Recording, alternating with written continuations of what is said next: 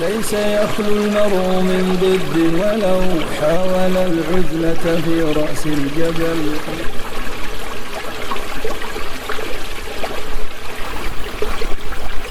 Bismillahirrahmanirrahim. Alhamdulillah wassalatu wassalamu ala Rasulillah wa ala alihi wa sahbihi wa man walah. Asyhadu an la ilaha illallah wahdahu la syarikalah wa asyhadu anna Muhammadan abduhu wa rasuluh. Amma ba'd. Teman-teman rahimani wa rahimakumullah, insyaallah mulai pertemuan ini kita akan sama-sama mempelajari dan membaca bersama kitab yang sangat terkenal tentang ilmu nahwu yang ditulis oleh Al-Ustadz Aceng Zakaria yang berjudul Al-Muyassar fi Ilmin Nahwi. Al-Muyassar fi Ilmin Nahwi. Kita akan membaca jilid yang kedua. Sesuai namanya, Al-Muyassar, kitab ini adalah kitab yang mudah dalam pembahasan ilmu nahwu, dibahas secara simpel tetapi tetap rinci di dalam setiap menjabarkan pembahasan-pembahasannya dan tidak membahas perselisihan para ahli nahwu. Hanya satu pendapat yang beliau pegang saja dan itu pendapat yang ma'ruf. Kemudian keistimewaannya adalah beliau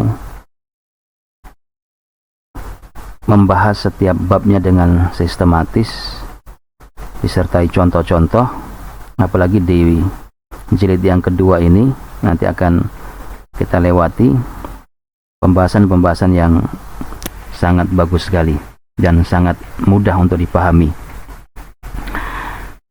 Baik, kita mulai saja membaca apa yang beliau sebutkan. Kita lewati muqaddimah, kita langsung masuk halaman pertama dari jilid yang kedua. Nah, yang ada di layar ini adalah scan dari kitab asli kami scan untuk kebutuhan belajar online bersama. Taib berkata rahimahullahu ta'ala, mabahithu ilmin nahwi, pembahasan ilmu nahwu. Yakni ketika kita belajar ilmu nahwu, maka tiga hal inilah yang akan dipelajari.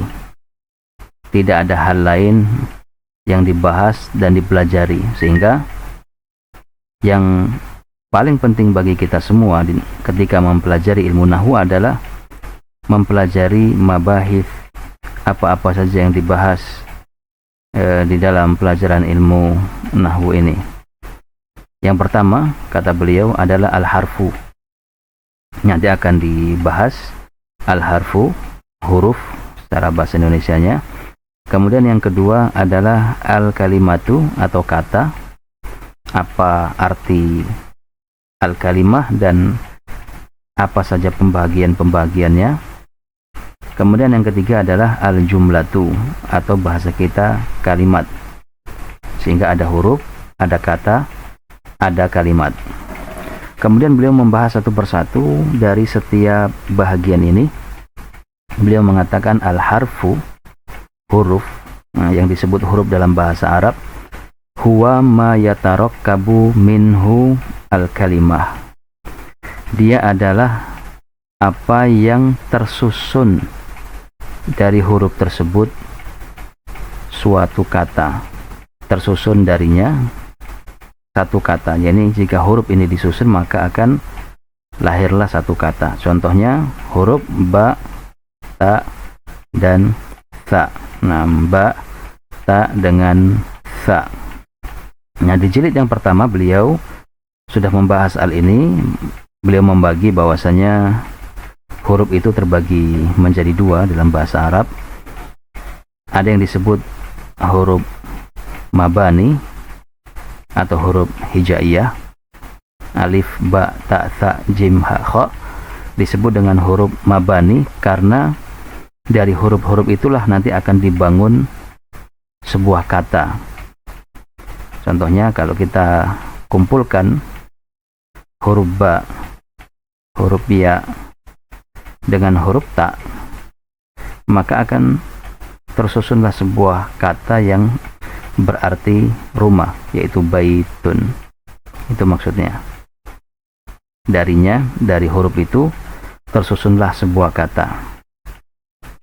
Kemudian jenis huruf yang kedua yang beliau bahas di jilid yang pertama adalah harful ma'ani, huruf yang memiliki makna. Nah, itulah yang akan dibahas dalam ilmu nahwu. Ini ilmu nahwu itu membahas huruf-huruf yang memiliki makna. Adapun huruf yang tidak memiliki makna seperti huruf hijaiyah, alif, ba, ta, tha, jim, ha, kha, itu kan tidak ada artinya, maka tidak dibahas dalam ilmu nahwu. Itu nanti barangkali fokusnya ya di ilmu tajwid, bagaimana mengucapkannya, bagaimana sifat-sifatnya. Adapun dalam ilmu tajwid tidak dibahas huruf yang dari jenis pertama, yaitu huruf hijaiyah atau huruf mabani. Yang dibahas adalah bahagian yang kedua, yaitu huruf ma'ani, huruf yang memiliki makna. Ini pembahasan yang pertama dalam ilmu nahwu, yaitu pembahasan tentang huruf. Nanti akan beliau jabarkan huruf itu apa saja. Kemudian jenis yang kedua, pembahasan ilmu nahwu yang kedua yang dibahas dalam ilmu nahwu adalah al-kalimatu, kata. Ini akan dibahas di dalam ilmu nahwu. Apa itu yang dimaksud dengan al-kalimah? Di dalam bahasa Arab, al-kalimatu adalah hiya lafdun lahu makna. Kalimat adalah, atau kata adalah, ini artinya kata ya. Ini kalimat, kalau dalam bahasa Indonesianya kata. Kata, nah, hiya lafdun, dia adalah lafad. Lafad. Lahu, yang lafad tersebut memiliki makna. Memiliki makna. Mislu contohnya apa? Contohnya adalah aliyun. Ini pembahasan ilmu nahwu ya. Kalimat yang akan dibahas dalam ilmu nahwu. Aliyun. Nah, atau kita bilang ya lafad yang musta'mal, yang memang digunakan. Aliyun seperti Ali, nama orang.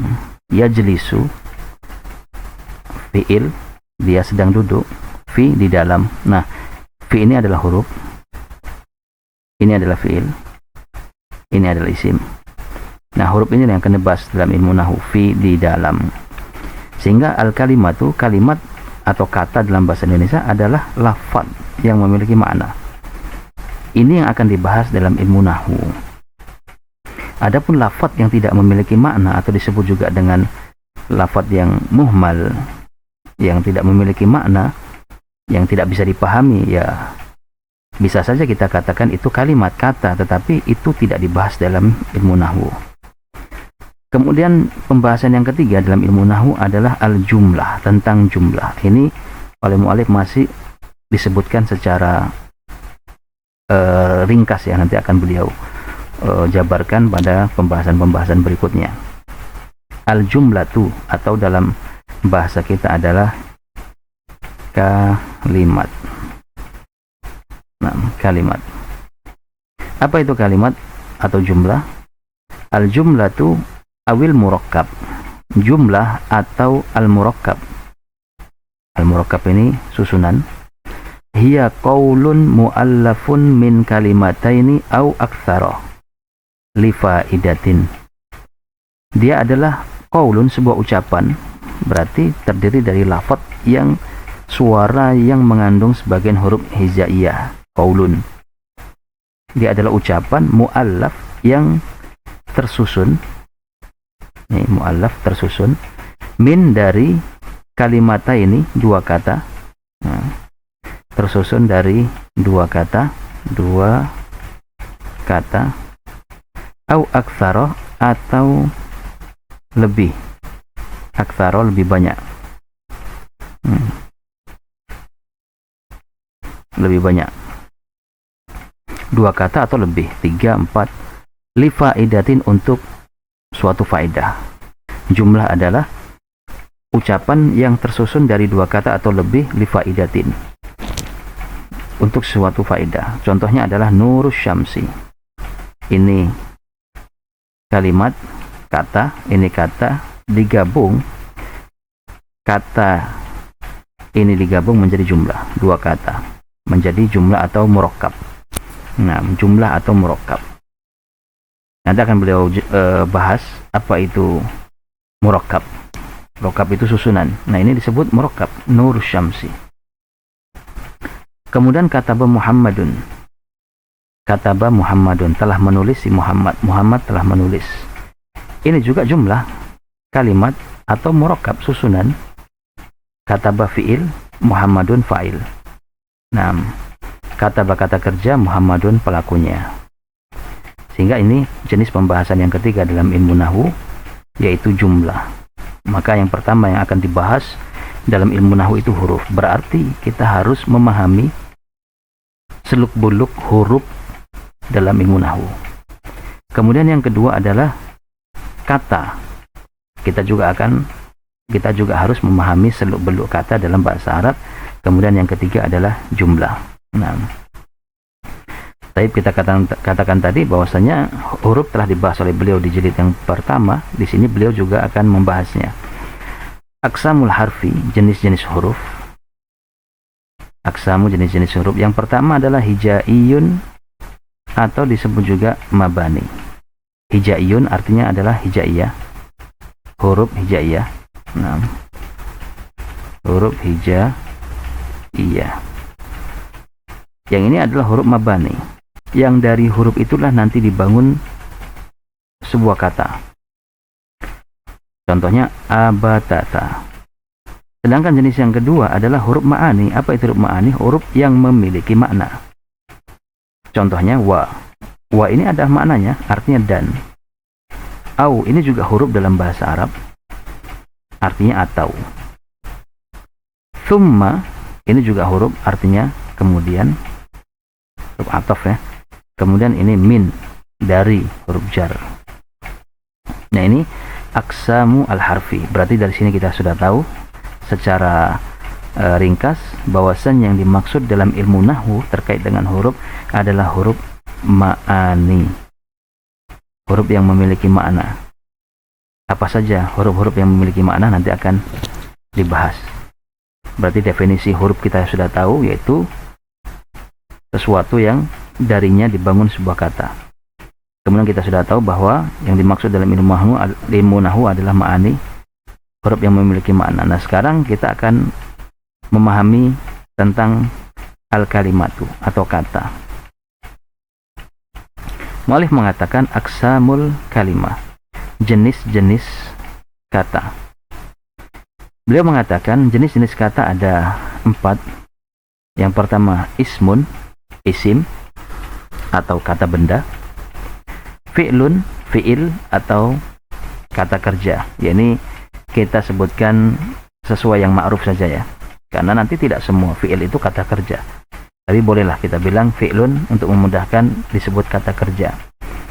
Kemudian yang ketiga harfun. Nah, biasanya kalau kita belajar ilmu-ilmu yang dasar tentang jenis-jenis kata, maka hanya 3 ini yang dibahas.